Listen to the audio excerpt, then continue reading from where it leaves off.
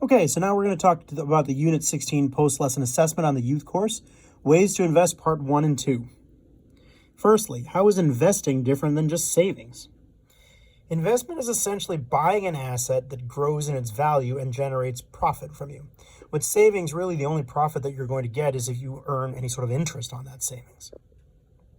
What are stocks and how do they work? Stocks indicate that you have bought a small piece of the company, that you own that small piece of a company. You can buy them on an online brokerage firm. Oftentimes there could be monthly fees or deposits, but there's usually no minimum purchasing price. They can be bought for the short term or the long term, and if the company does well, the value of the stock increases. But the opposite can be true as well. Stocks are very, very liquid. You can sell them pretty much anytime you want. What are bonds and how do they work?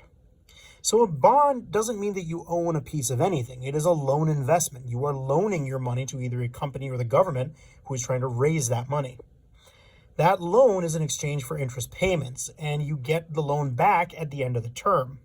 Bonds are also bought from brokerage, and there could certainly be fees for them. And usually there's a high initial investment, but unlike stocks, you can't purchase fractions of bonds.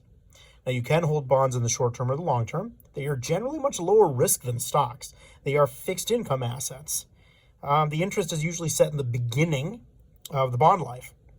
They're also a lot less liquid than stocks. You usually have to wait your term to be done before you can see your money come back. What about mutual funds? How do they work?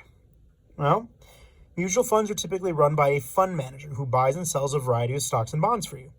This can be purchased off an online brokerage of which the manager partakes.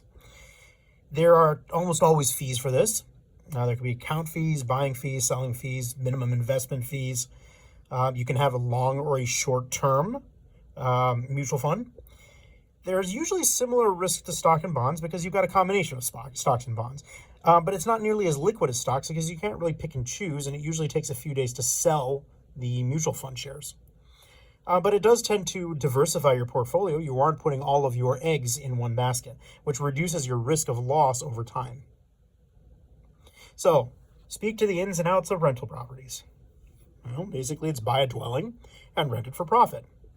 The real complication is in the purchasing of it. You need a bank to get you a loan, and typically you have to put down 15 to 25% of the purchasing price as an upfront deposit. You also need proof of funds, you need a good credit score, and then you need to find the right property and work with the seller to complete the purchase. Now that can take months. Remember that you've got to be able to pay your taxes as well as premiums and upkeep on any property that you own. These generally tend to be long-term investments. They're not very liquid. Historically, property values will increase over time, so you will make some profit over it, but it's very much an illiquid asset. It does generate passive income, which is your rent. That is the liquid part. There is significant risk. You can get physical damage to your property that you are then going to have to pay for. But you can also get tax benefits and deduct mortgage interest, property tax, operating expenses, and repair costs to lower your taxable income and therefore your tax liability. Okay, so what's cryptocurrency? How does that work? Cryptocurrency is digital currency held in a digital wallet. It's not used by banks. It's not backed by a government. The exception to that is Bitcoin and El Salvador. It is therefore universally accessible as long as you have access to the internet.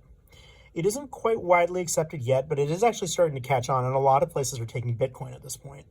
Crypto can be bought easily and very anonymously on a crypto exchange. There are usually some trade fees or withdrawal fees associated with it. We don't really know if it's a good long-term investment because it hasn't been around for long enough yet. And this is actually one of its biggest risks. And also, the market is very volatile in the crypto world. So that's why it's still considered to be quite high risk. Additionally, there's no backing from the government, so there's really no legal protection if you get hacked, scammed, or you just screw up your transfers. Liquidity generally tends to be variable, but the more established a cryptocurrency is, the more liquid it tends to be.